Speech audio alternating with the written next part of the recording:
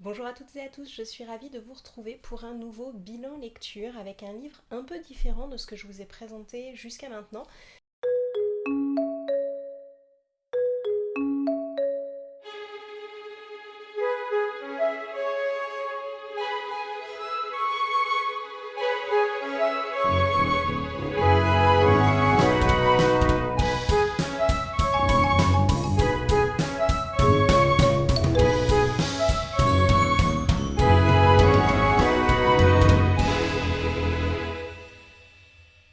Comme vous l'avez vu sur la miniature, je vais vous parler du livre Nos bras de Gala Avenzi. Donc je ne sais pas si c'est Avenzi ou Avenzi, donc j'espère que je n'écorche pas son nom. Et j'ai trouvé ce livre hyper intéressant. Et je vais le dire tout de suite, c'est vrai que c'est un livre qui va à mon avis plutôt attirer les femmes, mais je pense que ce serait bien qu'un certain nombre d'hommes prennent le temps de lire ce genre de livre, parce que je pense que ça permettrait de comprendre certaines choses que on n'a pas conscience. Déjà, moi, en tant que femme, il y a des choses où le fait de le lire m'a fait prendre conscience. Donc je me dis que quand on n'a pas eu les problèmes, c'est des fois difficile de se mettre à la place de la personne qui les a eus. Et donc pouvoir lire ce genre de livre qui va expliquer les difficultés de certaines femmes par rapport à l'image de leur poitrine, je pense que ça peut être hyper intéressant, quel que soit le genre de la personne qui va lire. Donc j'ai décidé, donc moi, comme vous le voyez, je l'ai lu sur ma liseuse, donc je vous mettrai quand même quelque part une image du livre pour que vous puissiez le retrouver plus facilement en librairie. Donc il s'appelle Nos bras et le sous-titre c'est Ce que ma poitrine dit de moi. Et on commence par une note de l'éditeur et j'ai décidé de vous lire la note de l'éditeur. Il paraît qu'elle en dit long sur moi, ma poitrine. Il paraît qu'il vaut mieux en avoir une grosse pour plaire aux garçons. Il paraît qu'on s'en fiche qu'elle plaise ou non aux femmes. Il paraît qu'elle doit être grosse, mais pas trop, sinon c'est vulgaire. Il paraît que si on m'insulte, c'est ma faute parce qu'on la voyait trop. Pour des raisons de confort, de plus en plus de femmes deviennent adeptes du no-bras. Pour Gala Avenzi, s'émanciper de son soutien-gorge est aussi un acte militant. C'est une arme pour dénoncer le sexisme ordinaire, la culture du viol et les injonctions à la beauté souvent contradictoires subies par les femmes, mais aussi l'hypersexualisation de la poitrine, trop petite, trop grosse, trop décolletée, trop rembourrée, trop découverte, trop cachée, etc.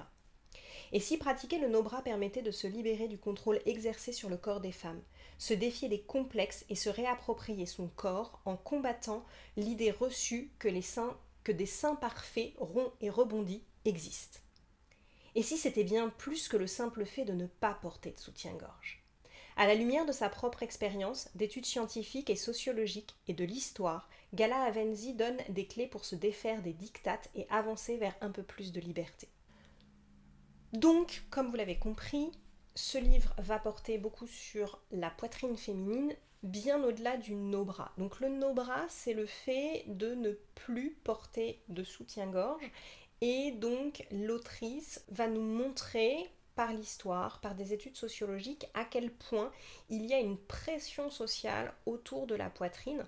Et effectivement, j'aime bien ce qui est donc le début de la note de l'éditeur, mais qui est aussi au début du livre, c'est que voilà, notre poitrine, on attend qu'elle soit comme ci, comme ça, elle est toujours trop ceci, pas assez cela. Et c'est vrai que, je peux pas dire que j'ai eu de gros problèmes en lien avec ma poitrine, que ce soit des regards hyper déplacés, que j'ai très mal vécu ou des choses comme ça. Donc c'est vrai que je m'étais pas trop posé la question, même si je suis moi-même une adepte du slow bras, voire même quasiment du no bras depuis plusieurs années maintenant. Et je vous expliquerai un petit peu mon histoire. Et c'est vrai que quand j'ai commencé le livre, j'ai trouvé qu'elle était très sur le côté sociologique, pression sur les femmes. Et en fait, plus j'ai lu, plus je me suis dit, bah oui, c'est vrai en fait. Moi, j'en ai pas souffert, mais je peux comprendre qu'on en souffre. Et quand je suis passée à ne plus porter de soutien-gorge, alors que je portais que des soutiens-gorge à armature et rembourrés, et en lisant le livre, je me suis rendu compte du problème qu'il y avait eu, qui était complètement inconscient chez moi. Donc c'est pour ça que je disais au départ que c'est intéressant de lire ce genre de livre, et celui-là je le trouve particulièrement bien fait. Je vais vous donner deux trois petits bémols par rapport à ce livre que j'ai trouvé, mais Je l'ai trouvé très bien fait et ce que j'aime, c'est qu'elle ne met aucune pression. C'est-à-dire que c'est pas un livre qui revendique à tout prix le no-bras. C'est un livre qui nous expose les conséquences du port du soutien-gorge, qui nous expose les conséquences du no-bras et du coup qui permet vraiment de se positionner soi-même et de s'interroger soi-même du lien qu'on a avec notre poitrine, que les gens qui nous entourent ont avec notre poitrine et de ce qu'on veut en faire. Et en ça, j'ai trouvé ça génial parce qu'à aucun moment on ne sent de pression de la part de l'autrice. Et elle le dit plusieurs fois, à plusieurs moments du livre, c'est à chacune de se positionner là où elle se sent bien. Et ça, c'est génial.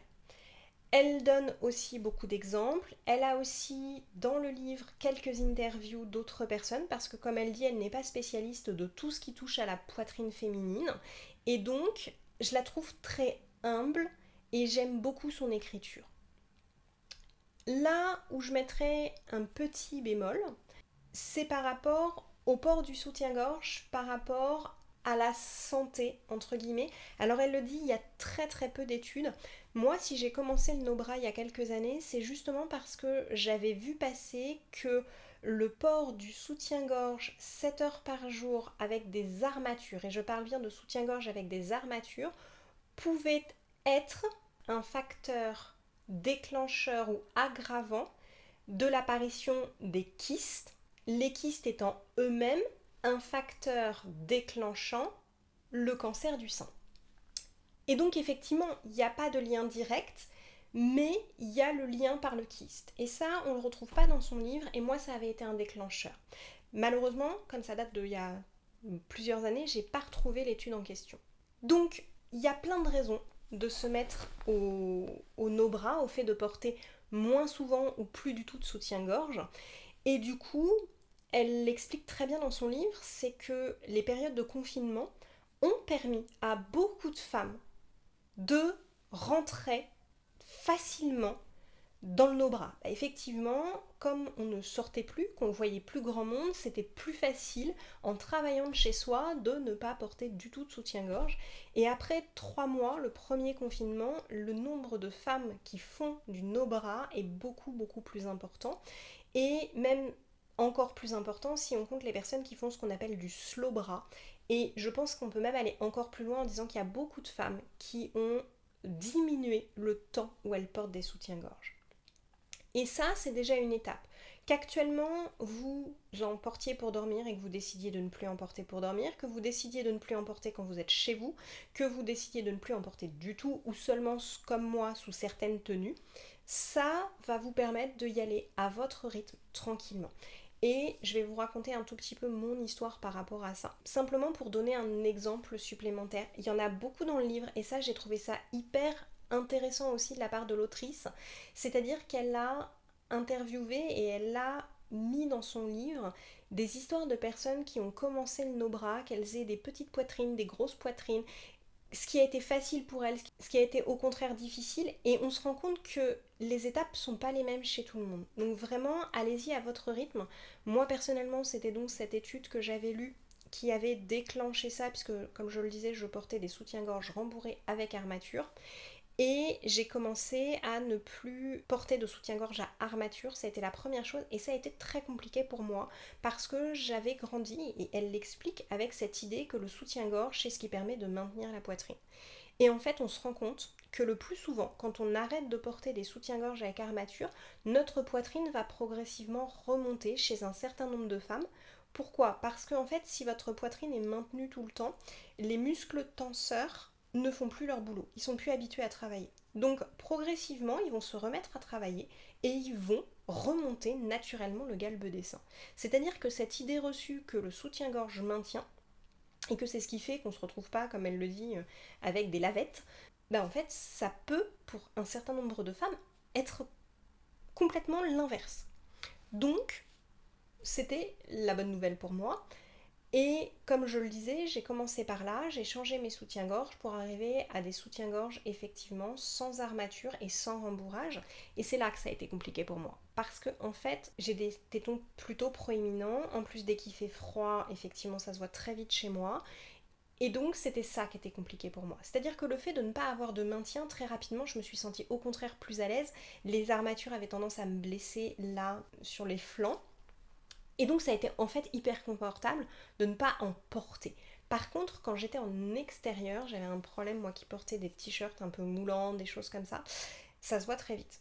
Et en plus, je travaillais en tant que prof de cours particuliers à l'époque, ce qui était du coup pas forcément évident par rapport aux parents d'élèves ou même à mes ados, de ne pas porter de soutien-gorge. Donc j'ai continué à porter un soutien-gorge, et en fait, ça a été plus facile de commencer à ne pas en porter du tout en hiver.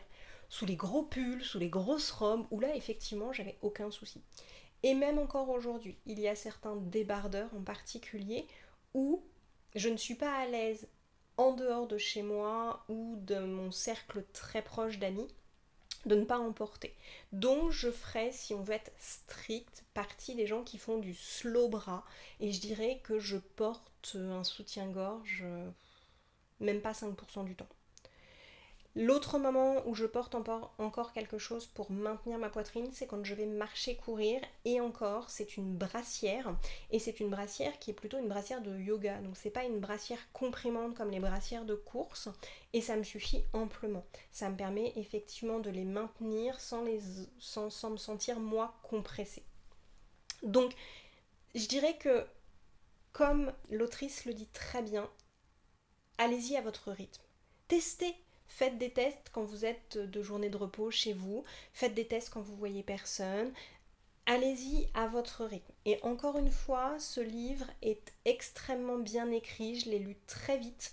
C'est simple comme lecture, c'est hyper agréable et on y apprend autant des choses historiques que sociologiques et on apprend beaucoup sur soi parce que ça nous permet de nous interroger sur nous, notre rapport avec notre poitrine et comment on vit le regard des autres et de la société qui est très sexualisante sur une partie du corps qui en fait ne devrait pas l'être. Je me rends compte en faisant le montage de la vidéo que j'ai oublié de vous parler de quelque chose qui moi m'a vraiment interpellée, que j'étais absolument pas au courant et que j'ai trouvé mais franchement je dirais presque grave là pour le coup, et c'est ce qui prouve qu'on a encore une pression énorme sur la manière dont les femmes gèrent et vivent leur poitrine et ce qu'elles mettent sur leur poitrine, et j'ai vraiment trouvé ça grave, je le dis. C'est que par exemple le hashtag #NoBras ne peut pas être utilisé sur Instagram, sous peine de voir son compte fermé par Instagram. C'est-à-dire que un simple hashtag, on parle pas de mettre des photos ou des choses comme ça, on parle juste du hashtag qui peut effectivement faire que votre compte soit fermé.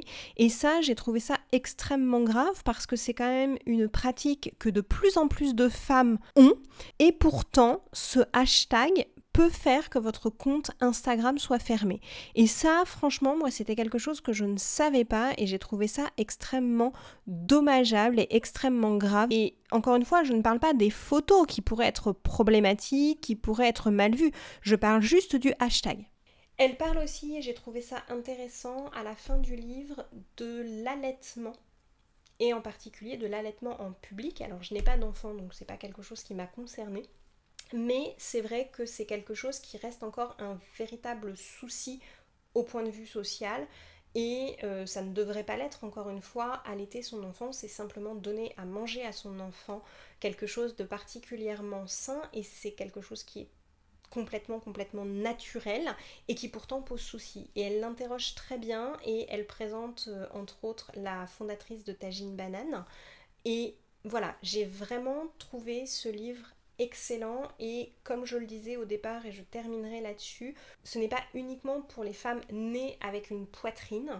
Je conseille vraiment à toute personne, que ce soit pour un œil sociologique ou pour comprendre ce qui peut se passer et ce que peuvent vivre les femmes. Je vous invite vraiment, que vous soyez de n'importe quel genre, à lire ce livre. Voilà, c'est tout ce que je voulais vous dire aujourd'hui. Je vous souhaite une belle soirée ou une belle journée en fonction de l'heure à laquelle vous m'avez écouté et je vous dis à très vite pour une nouvelle vidéo.